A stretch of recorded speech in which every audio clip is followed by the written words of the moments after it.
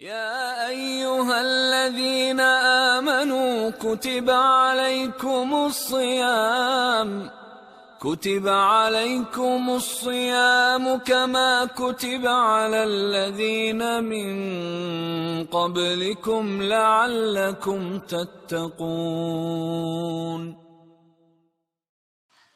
السلام علیکم ورحمۃ اللہ وبرکاتہ. بسم اللہ الرحمن الرحیم.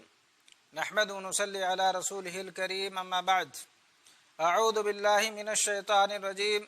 یا ایھا الذین آمنوا کتب علیکم الصیام کما کتب علی الذین من قبلکم لعلکم تتقون. اللہ رب العالمین کی تعریف اور اس کے پیارے نبی جناب محمد رسول اللہ صلی اللہ علیہ وسلم پر درود و سلام کے بعد، محترم ناظرین و سامعین، روزوں کے مسائل کی اس سیریز میں آپ کا استقبال ہے. آج کا جو موضوع ہے وہ ہے روزوں کے لیے نیت کا حکم، اور روزے کے لیے نیت کب اور کس طرح کرنا چاہیے. ہر شرعی کام کے لیے نیت ضروری ہے، جیسا کہ صحیح بخاری میں ارشاد نبوی صلی اللہ علیہ وسلم ہے، انما الاعمال بالنیات، یعنی اعمال کا دار و مدار نیتوں پر ہے. اور روزہ بھی ایک عظیم دینی فریضہ ہے، لہذا روزے کے لیے بھی نیت ضروری ہے. اور فرض روزوں کے لیے رات میں طلوع فجر سے پہلے ہی نیت کرنا ضروری ہے. ابو داؤد کے اندر نبی کریم صلی اللہ علیہ وسلم کی زوج محترمہ حضرت حفصہ رضی اللہ تعالی عنہ سے روایت ہے کہ نبی کریم صلی اللہ علیہ وسلم نے فرمایا، من لم یجمع الصیام قبل الفجر فلا صیام لہ، یعنی جس نے فجر سے پہلے روزے کی نیت نہیں کی تو اس کا روزہ نہیں ہے. تو معلوم ہوا کہ رات کے وقت یا فجر سے پہلے روزے کی نیت کر لینی چاہیے. بغیر نیت کے روزہ نہیں ہوگا، بلکہ یہ فاقہ ہوگا جس کا کوئی فائدہ نہ ہوگا. نیت کیا ہے؟ نیت کس کو کہتے ہیں؟ نیت یہ دل کے عمل اور دل کے قصد و ارادے کو کہتے ہیں. اور روزے کی نیت صرف دل سے کافی ہے، زبان سے اس کا کوئی تعلق نہیں. زبان سے روزے کی نیت کرنا نہ تو نبی کریم صلی اللہ علیہ وسلم سے ثابت ہے، نہ خلفائے راشدین سے ثابت ہے، اور نہ ہی عام صحابہ سے ثابت ہے، اور نہ ہی تابعین سے ثابت ہے، بلکہ یہ بدعت ہے. البتہ حج اور عمرہ اور قربانی کی نیت زبان سے کرنا یہ ثابت ہے.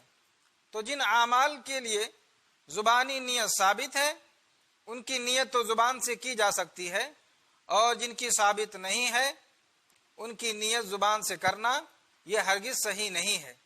اتباع سنت اور اطاعت رسول صلی اللہ علیہ وسلم کا تقاضا یہی ہے کہ جہاں آپ صلی اللہ علیہ وسلم نے کچھ کیا ہو وہاں آپ بھی کریں، اور جہاں آپ صلی اللہ علیہ وسلم نے کچھ نہ کیا ہو وہاں بھی آپ کچھ نہ کریں. بعض جو پاکٹ سائز نماز کی کتابیں، کاپیاں، اور اسی طریقے سے سحری اور افطاری کے اوقات کے جو تجارتی کیلنڈر ہوتے ہیں اس کے اندر روزے کی نیت کے یہ الفاظ وَبِصَوْمِ غَدٍ نَوَيْتُ مِنْ شَهْرِ رمضان لکھا ہوتا ہے. تو یہ الفاظ کسی حدیث سے ثابت نہیں ہے. کتب حدیث اور کتب فقہ کا سارا ذخیرہ چھان ماریں، یہ الفاظ کہیں نہیں ملیں گے. اور ویسے بھی اگر تھوڑے غور و فکر اور عقل سے کام لیا جائے تو خود ان الفاظ میں ان کے جعلی ہونے کی دلیل اور من گھڑت ہونے کی دلیل موجود ہے. کیونکہ روزہ جس کی وہ سحری کھا رہا ہے کل کا نہیں بلکہ آج کا ہے، اور اس الفاظ کے حساب سے وہ کل کے روزے کی نیت کرتا ہے. کیونکہ کتب لغت میں غدن کا جو معنی ہے وہ ہے آئندہ کل یا آنے والا کل. علامہ ابن منظور رحمہ اللہ لسان العرب کے اندر لکھتے ہیں، اصل الغد والیوم الذی یاتی بعد یومک، یعنی غد کا جو اصل ہے وہ یہ ہے کہ وہ دن جو تمہارے آج کے دن کے بعد ہوگا. اسی طرح مصباح اللغات کے اندر لکھا ہے کہ غد کا مطلب ہے آئندہ کل یا دور کا دن جس کا انتظار ہو. قرآن مجید کے اندر سورہ حشر آیت نمبر 18 میں ہے وَلْتَنْظُرْ نَفْسٌ مَا قَدَّمَتْ لِغَدٍ، یعنی ہر شخص کو چاہیے کہ وہ دیکھ لے کہ کل کے لیے اس نے آگے کیا بھیجا ہے یا کل کے لیے اس نے کیا تیاری کی ہے۔ تو اس آیت میں لفظ غد کا جو معنی ہے وہ ہے آئندہ کل، لہٰذا وَبِصَوْمِ غَدٍ نَوَيْتُ مِنْ شَهْرِ رمضان، یہ الفاظ معنوی طور پر بھی درست معلوم نہیں ہوتے ہیں۔